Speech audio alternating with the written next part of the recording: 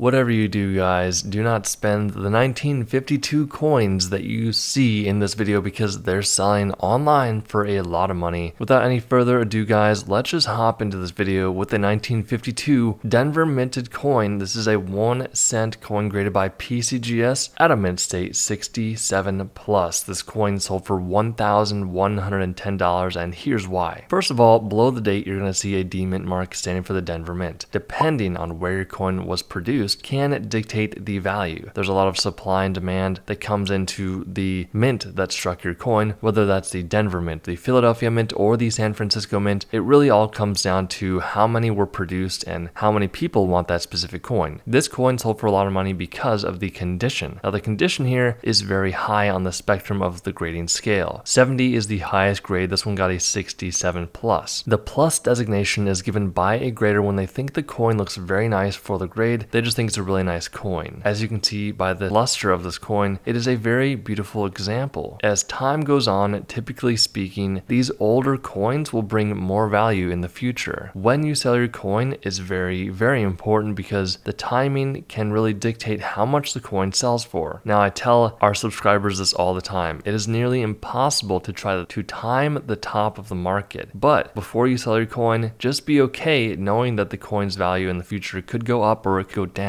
Because this coin graded so highly, it sold for $1,110. Look at this Roosevelt dime that sold for $1,296. This is a 1952 10-cent Roosevelt dime graded by PCGS at a mint state 68 with an S mint mark. So this coin right here, the biggest thing you're going to notice right off the bat is the toning. Now, toning happens based upon where the coin is stored and environmental conditions around the coin. Depending on the type of metal and the chemicals in the air, they will react with the metals in the coin, causing a discoloration look like this. Now, it's important to know that toning can either increase or decrease the value of your coin based upon the eye appeal. Now, eye appeal is something that will vary based upon the person. One person may think this coin is very beautiful, while another person would not want that coin anywhere near their collection. Just understand that toning really does increase the value or decrease it based upon a person's opinion. For this coin, the two biggest things are going to be the grade. It got a 68 grade, that's only 2 points away from the perfect grade of 70, and the toning allowed this coin to sell for $1,296. Here is a Jefferson nickel from 1952. It is an S mint marked coin standing for the San Francisco Mint. It sold for $2,280, and it was graded by NGC at a mint state 67 with the full steps on the back. What do I mean by that? So if you flip the coin over to the back, you can see Monticello, which was Jefferson's home. Now, above Monticello, you're going to see some steps. These steps are the highest point on the coin, they get worn down the quickest, and they are the hardest to strike during the minting process. That means that if your coin has these full steps on the back, it can increase the value of the coin if the coin is mint state. That's the very important part. These third-party grading companies like NGC and PCGS will only designate the coin as a full step coin if it is mint state. Technically speaking, you can have a circulated coin that has the full steps, but it simply will not bring the value that we're looking for. So what you really need to know is that full steps will increase the value of your coin. You can see the S mint mark on the back right hand side of the coin standing for the San Francisco Mint. Guys, if you have a coin that looks like this, you might want to get it graded because this example sold for $2,280. Wow, look at this Washington quarter that sold for $2,520. Right off the bat, you're going to notice how shiny and lustrous this beautiful proof coin really is. This is a 1952 25-cent proof coin graded by NGC at a 67. So coins like this are produced at the US Mint, but they are done one by